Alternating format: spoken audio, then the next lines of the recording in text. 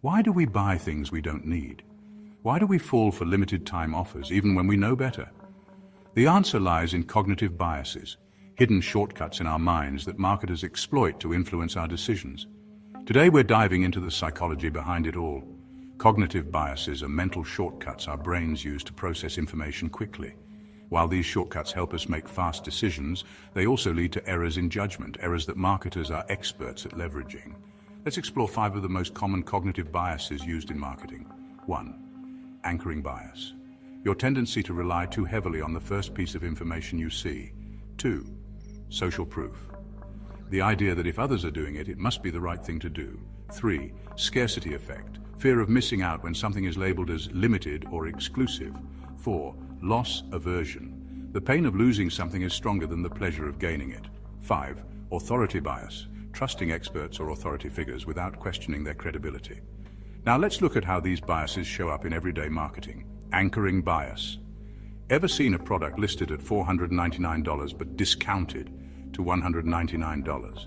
That original price anchors your perception, making the discount seem irresistible.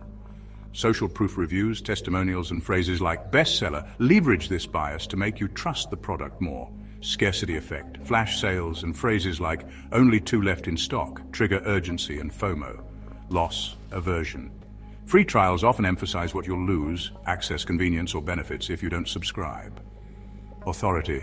Bias, celebrity endorsements, or expert-approved labels make you trust the product instantly. Why do these biases work? It's all about how our brains are wired. We process emotional triggers faster than logical ones. Cognitive biases exploit these emotional responses, bypassing rational thinking to push us toward decisions marketers want us to make. While using cognitive biases in marketing is clever, it raises ethical questions. Is it fair to manipulate people's psychological shortcuts for profit?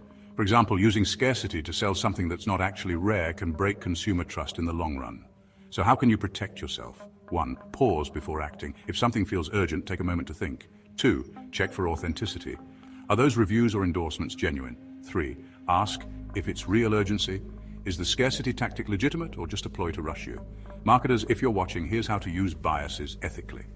1. Be transparent. Don't manipulate information or exaggerate claims. 2. Provide real value. Focus on solving real problems for your audience. 3.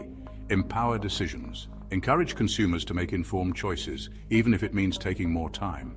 Understanding cognitive biases doesn't just help you resist manipulation, it empowers you to make smarter, more intentional decisions. Knowledge is the ultimate defense. If you enjoyed this breakdown, make sure to like, subscribe, and turn on notifications, and drop a comment below.